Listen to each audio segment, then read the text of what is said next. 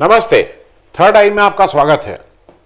सबसे पहले तो टाइम मैगजीन जो 1923 से पब्लिश हो रही है, अमेरिकन की वीकली मैगजीन है, प्रतिष्ठित है, उसने हमारे मोदी जी को दुनिया के टॉप 100 इन्फ्लुएंशियल मैन जो बोला जाता है, उनकी अलग अलग कैटेगरीज होती हैं, उसमें 2020 की लिस्ट में उनको रखा। इसके लिए मैं अपने व्यक्तिगत तौर से, देश की ओर से, सबकी तरफ से शुक्रिया अदा करता हूं टाइम मैगजीन का।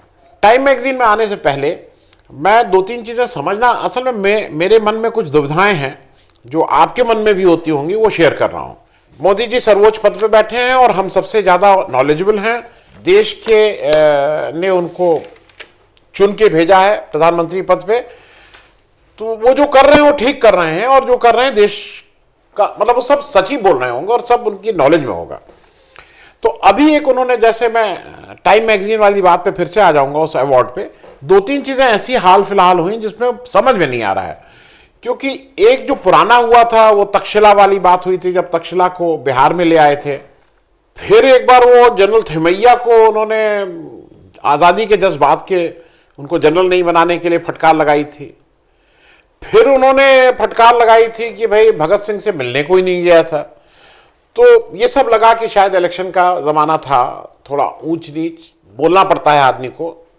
भाई all said and done, end of the day vote he matter करता है, एंड आपकी जीत ही जस्टिफाइज एवरीथिंग कि आप क्या बोल रहे हैं क्या नहीं बोल रहे हैं, उससे कोई फर्क नहीं पड़ता है। तो ये तो वहाँ का हो गया।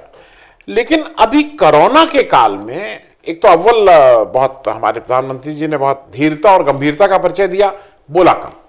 शुरू में आके वो थोड़ा हम लोगों से थाली बजवा ली, फिर एक दिन मोमबत्ती जलवा ली, फिर और कुछ करवा ली, लेकिन फिर बोलना उन्होंने कम कर दिया, क्योंकि देश एक बड़ी उससे गुजर रहा था, और वो भी उन्होंने भी धैर्य के साथ, मजबूती के साथ खूब काम करके हम लोगों को एक ड्राइव करने की कोशिश कर रहे थे, इससे देश ठीक हो जाए। लेकिन दो चीज़ें अभी भी नहीं समझ में आ रही। एक तो 19 जून का उनका बयान है जो चीन वाला था, वो आप सब लोग उसको ठीक से सुन चुके हैं। एक हाल फिलहाल अभी 2-4 दिन पहले एक ट्वीट आया। वो ट्वीट है कि इस साल कोरोना संक्रमण के दौरान भी रबी सीजन में किसानों से गेहूं की रिकॉर्ड खरीद की गई है। यहां तक तो सब ठीक है, और ये पीएमओ इंडिया से के हैंडल से ये ट्वीट है। अब उसके बाद जो होता है वो थोड़ा सुन के आश्चर्य होता है। इस साल रबी में गेहूं, धान, दलहन और तिलहन को मिलाकर किसानों को 1,23,000 करोड़ रुपए एमएसपी पर दिया गया है। ये राशि भी पिछले साल के मुकाबले 30% से ज्यादा है। इसमें इन्होंने साफ साफ पीएमओ के ट्वीट में लिखा, और ये लिख के आ रहा है। देखिए, एक होता है कि आपने कुछ बोला, मुझसे भी गलती हो सकती है, मैंने कुछ और नाम लेना था, कुछ नाम हो गया, ये वो है। लेकिन अगर एक लिखा जा रहा है, वो भी पीएमओ से लिखा जा रहा है, जो देश की सर्वोच्च जगह है, और उसमें कहा जा रहा है कि साल रबी में, मतलब रबी की फसल में गेहूं, धान, दलहन और तिलहन को मिला के। अब इसमें क्या बोलूं, क्योंकि हम तो ट्रेडिशनल फार्मिंग वालों को जानते हैं। मेरे घर में भाई उसी से घर चलता था जब पिताजी जीवित थे। तो रबी का मतलब गेहूं की फसल, जो जब बारिश खत्म हो जाती थी उसके बाद अक्टूबर नवंबर में लगाई जाती थी, और होली के समय एक ये माना जाता था कि वो उसका कटिया हो गई है।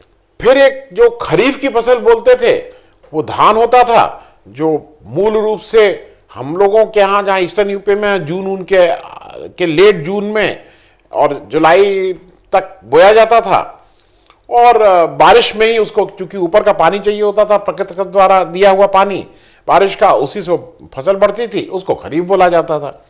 एक जायज फसल भी होती थी जो बिटवीन रबी और खरीफ होती थी, जो मार्च से जून के बीच कुछ जो अच्छे किसान होते थे, जो परिश्रमी होते थे, जो थोड़ा वो होते थे, वो लोग जायद की फसल भी ले लेते थे। मुझे तो ये दो ही फसल पता थी कि रबी में गेहूं, खरीफ में धान। लेकिन अगर मान लीजिए जैसे कानून बदल रहे हैं, बहुत से अमेंडमेंट हो रहे हैं, अब ये कहा जा रहा है कि इसका मतलब ये, इसका मतलब ये, तो मुझे लगता है कि अब शायद रबी में ही धान कर दिया जाए, उसमें कौन सी दिक्कत है। अगर मुगलसराय स्टेशन का नाम दीनदयाल उपाध्याय या इलाहाबाद का नाम हम लोग प्रयागराज, या वो जो कहीं का नाम कुछ कर सकते हैं, तो इसमें तो कोई दिक्कत होनी नहीं चाहिए, किसी को भी नहीं। एक तो ये चीज़ समझ में नहीं आई, इसमें कोई क्वेश्चन नहीं है, मैं आपसे शेयर कर रहा हूं क्योंकि कहना इसके आगे कुछ ठीक नहीं है। अब एक बात आ जाए जरा अवार्ड की तरफ, और ये अवार्ड पे जाने से पहले मैं एक जरा आपको और बता दूं, मैंने एक एपिसोड किया था, एपिसोड नंबर 129। मेरा आपसे आग्रह है कि उस एपिसोड को अगर आपको अच्छा लगे जरूर देख लीजिएगा, आपको नई नई जानकारियां मिल जाएंगी। और वो मैं आपको इसलिए बता रहा हूं कि हमारे प्रधानमंत्री जी को जनवरी महीने में, जनवरी 2019 में एक अवार्ड दिया गया जिसका नाम था कॉटलर, फिलिप्स कॉटलर अवार्ड, कुछ इंटरनेशनल टाइप का अवार्ड था। अब उसकी ज़्यादा डिटेल्स आपको हमारे उस एपिसोड में मिल जाएंगी। मैं मोटे तौर पे आपको बता दूं कि वो क्या अवार्ड था और उसमें क्या हो रहा था। उसका नाम था दी कॉटलर प्रेसिडेंशियल अवार्ड, 14 जनवरी 2019 को दिया गया। उसको उसकी हंसी उड़ाने का काम राहुल गांधी ने किया, जो कि उनका काम ही है। हर अच्छी चीज़ को वो मालूम नहीं क्यों ऐसा कहते हैं। उन्होंने कहा कि भाई ऐसा अवार्ड जिसमें कोई जूरी नहीं थी, कुछ नहीं थी, वो मोदी जी को दे दिया गया। उसके जवाब में तुरंत स्मृति ईरानी ने भी उस समय कहा था कि खुद अपने परिवार में जिंदा रहते रहते भारत रत्न ले लेते हैं और फिर हम लोगों को बता रहे हैं। और ये जब अवार्ड दिया गया था तो जितने बीजेपी के नए मंत्री थे, बाबुल सुप्रियो, स्मृति ईरानी, राज्यवर्धन राठौर, ये सारे लोगों ने उसमें खूब हल्ला मचाया था कि भाई अवार्ड मिल गया, अवार्ड मिल गया, फिलिप्स कॉटलर प्रेसिडेंशियल अवार्ड। मैंने भी उसमें मुबारकबाद दी थी। और इससे के पीछे दो लोग थे मुख्य रूप से। एक जगदीश सेठ जी थे, जो ये कहा जाता है कि जो फिलिप्स कॉटलर थे उनके घनिष्ठ मित्र थे, वही इसको लाने वाले यहां थे। और इसका एक सबसे विचित्र बात यह थी कि कॉटलर ने इस अवार्ड का एंडोर्समेंट जब अवार्ड दे दिया गया मोदी जी को, उसके बाद किया। खैर, इससे कोई फर्क नहीं पड़ता है, कॉटलर जी ने कर दिया एंडोर्समेंट, यही बात है। लेकिन इसको देने वाले एक व्यक्ति और थे जो इसमें काफी करता धरता थे। उनका नाम था तौसीफ जिया सिद्दीकी, और उन्होंने एक वर्ल्ड मार्केटिंग समिट नाम से एक संस्थाएं चलाई, और साथ में एक सुसलेंस नाम की भी एक संस्था थी, जो आपको सारा वो डिटेल मिल जाएगा। सुसलेंस अलीगढ़ की एक संस्था थी। इसकी अथराइज कैपिटल 10 लाख रुपए और इसकी पेड अप कैपिटल 1 लाख रुपए थी। बड़ा काम कर रहे थे लेकिन पैसा कम लगा रहे थे, हम ही लोगों टाइप थे कि वो नहीं, लेकिन वैसे बड़ी कंपनी में काम करते थे, सऊदी अरेबिया की। और इनसे जब पूछा गया कि भाई ये अवार्ड क्या है, तो वायर की रिपोर्ट है, आप उसमें देखिएगा, कोट अनकोट बोल रहा हूं, तौसीफ जी ने कहा अ वेरी कॉन्फिडेंशियल अवार्ड, बहुत ही कॉन्फिडेंशियल अवार्ड है। अब अवार्ड कब से कॉन्फिडेंशियल होने लगा, क्या शायद अब ये भी है कि भाई अवार्ड भी कॉन्फिडेंशियल है, मान लीजिए अवार्ड भी कॉन्फिडेंशियल होगा। अब जरा हम लोग आ जाएं, क्योंकि एक काम और अच्छा किया हमारे प्रधानमंत्री ने, किसी का एहसान अपने ऊपर नहीं रखा। जगदीश सेठ जी को इस साल पद्म भूषण दे दिया गया। पिछली जनवरी को आपने मुझे फिलिप्स कॉटलर से नवाजा, मैंने आपको इस साल उनको भारत पद्म भूषण का अवार्ड दे दिया गया। वो भी बहुत मानी हुई चीज़ है, उनको पद्म भूषण दिया गया है। जितना उनका काम मैंने देखा जो है उसमें उनको शायद इससे बड़ा अवार्ड भी मिलना चाहिए। हो सकता है आने वाले समय में, ईश्वर से प्रार्थना है कि उनको इससे बड़ा अवार्ड मिले। अब जरा टाइम मैगजीन की बात कर लें। टाइम मैगजीन ने अपने कवर पेज पे मोदी जी को अभी तक 4 बार छापा है, मतलब जहां कवर पेज पे मोदी जी की फोटो है। सबसे पहले 2012 में छापा था, और उसके साथ वो एक टाइटल लगाते हैं जिसमें उन्होंने कहा था कि मोदी मीन्स बिजनेस। वो गुजरात के चीफ मिनिस्टर थे, और उस समय वो इस तरह की गुजरात मॉडल की बात कर रहे थे, और एक छवि ये थी कि मतलब आई नो बिजनेस, मतलब मुझे कैसे करना है काम, इसमें उनका जोर था। फिर 2014 में उन्होंने उसको फिर छापा, विच वॉज 2014 में, और उसका जो टाइटल दिया गया 1.2 billion people await his next move. उनकी अगली चाल को 120 करोड़ लोग देख रहे हैं। 2015 में उन्होंने फिर इनको कवर पे छापा, और अब की क्या लिखा, वाई मोदी मैटर्स। 2019 में टाइम मैगजीन ने फिर छापा, और उनकी हिम्मत देखिए कि टाइम ने यहां लिखा इंडियाज डिवाइडर इन चीफ। अब यहां तक तो सब ठीक है। अब इसके अलावा उनकी एक लिस्ट बनती है जो मैंने पहले बताया था कि दुनिया के 100 सबसे शक्तिशाली या इन्फ्लुएंशियल बोला जाए, शक्तिशाली उसका ठीक नहीं है, प्रभावशाली लोग की वो लिस्ट बनाते हैं हर प्रत्येक वर्ष, और उसको 5 कैटेगरीज में डिवाइड कर देते हैं। उसमें एक कैटेगरी है पायनियर, टाइटन्स, आर्टिस्ट, आइकॉन्स, और मानी हुई बात है लीडर्स। इस लीडर वाली की कैटेगरी में हमारे मोदी जी 2017 में उन्होंने दुनिया के 100 प्रभावशाली व्यक्ति में मोदी जी का भी नाम आया था। और जब मोदी जी का नाम आया था, अच्छा उसके बाद क्या होता है कि उसमें एक कोई व्यक्ति उस व्यक्ति के बारे में कुछ लिखता है, और वो जनरली जर्नलिस्ट होता है, जनरली जर्नलिस्ट ही होते हैं जो उसके बारे में कुछ लिखते हैं। तो उस बार पंकज मिश्रा जी हैं, उन्होंने हमारे प्रधानमंत्री के बारे में लिखा था, और वो आप देख लीजिएगा कि पंकज मिश्रा जी ने क्या लिखा है।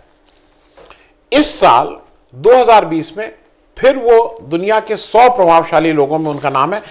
इन लोगों ने 14, 15, 16, 18 और 19 में हमारे प्राइम मिनिस्टर का नाम क्यों नहीं किया, यह भी एक पूछने वाली बात है। इसमें फिर मोदी जी का नाम डाला गया है, लेकिन जो लिखा गया है उनके बारे में वो मुझे समझ में नहीं आ रहा है कि वो मतलब वो अच्छाई है कि उनके मतलब पक्ष में है कि विपक्ष में है, मैं नहीं समझ पा रहा हूं। और उसका मैं हिंदी अनुवाद कर दे रहा हूं, अंग्रेजी अनुवाद इसमें लगा दे रहा हूं, हिंदी अनुवाद में कर दे रहा हूं। लोकतंत्र के लिए मूल बात केवल स्वतंत्र चुनाव नहीं है। चुनाव केवल यही बताते हैं कि किसे सबसे ज्यादा वोट मिले, डेमोक्रेसी की बात हो रही है। लेकिन इससे ज्यादा महत्व उन लोगों के अधिकारों का है जिन्होंने विजेता के लिए वोट नहीं किया। मतलब जो लोग वोट नहीं किए वो करीब 60 से ऊपर परसेंटेज ऑफ वोटर्स जिन्होंने मोदी जी को वोट नहीं किया था, ये उनके बारे में रेफर कर रहा है। भारत पिछले 7 दशकों में दुनिया का सबसे बड़ा लोकतंत्र बना हुआ है। वहां की 130 करोड़ की आबादी में ईसाई, मुसलमान, सिख, बौद्ध, जैन और दूसरे धार्मिक संप्रदायों के लोग रहते हैं। ये सब भारत में रहते हैं, जिसे दलाई लामा समरसता और स्थिरता का एक उदाहरण बताकर सराहना करते हैं। अब आगे टाइम लिखता है, नरेंद्र मोदी ने इन सबको संदेह के घेरे में ला दिया है। हालांकि भारत में अभी तक के लगभग सारे प्रधानमंत्री 80% हिंदू आबादी से आए हैं, लेकिन मोदी अकेले हैं जिन्होंने ऐसी सरकार चलाई जैसे उन्हें किसी और की परवाह ही नहीं। उनकी हिंदू राष्ट्रवादी भारतीय जनता पार्टी ने न केवल कुलीनता को खारिज किया बल्कि बहुलवाद को भी नकारा। खासतौर पर मुसलमानों को निशाना बनाकर महामारी उसके लिए असंतोष को दबाने का साधन बन गया और दुनिया का सबसे जीवंत लोकतंत्र और गहरे अंधेरे में चला गया है। अब ये आप डिसाइड करिए कि ये पक्ष में है कि विपक्ष में है, ये उनकी प्रशंसा है कि उनकी निंदा है। मैं सिर्फ इतना कहूंगा कि ये जो भी लिखा है मुझे अच्छा नहीं लगा है। टाइम मैगजीन में पढ़ता था, अब मैं आज से नहीं पढ़ूंगा। और जो भी राष्ट्रवादी है, जो भी जिसको भी भारत से प्रेम है, जिसको भी इस यहाँ के वन नेशन वन लैंग्वेज उसकी बात करते हैं, हम सब लोगों को टाइम मैगजीन का बहिष्कार करना चाहिए। तो इस अपील के साथ कि अगर या तो फिर कोई बताए इसमें से कि भाई ये अगर उनका पक्ष में है तो हम लोग ताली बजाएं, हम लोग भी इसको कहेंगे नहीं बहुत अच्छी बात है। मैं भी 3-4 जगह जाके टाइम मैगजीन, महंगी मैगजीन होती है, इसका सब्सक्राइब कराऊं, किसी को गिफ्ट दूं। लेकिन अगर ये हमारे प्रधानमंत्री के विरोध में है तो मेरा आप सब लोगों से आग्रह है कि आज से आप लोग टाइम मैगजीन का बहिष्कार करना शुरू कर दीजिए। धन्यवाद। अगर आपको दी पब्लिक के कार्यक्रम पसंद आते हैं तो इन्हें लाइक करें। अगर आप इस वीडियो को YouTube पर देख रहे हैं तो चैनल को सब्सक्राइब करें, और अगर आप इसे Facebook पर देख रहे हैं तो दी पब्लिक के पेज को लाइक करें। अगर आप चाहते हैं कि हम निष्पक्ष पत्रकारिता को जारी रखते हुए आपसे जुड़े मुद्दों पर सवाल उठाते रहें तो हमें सहयोग करें।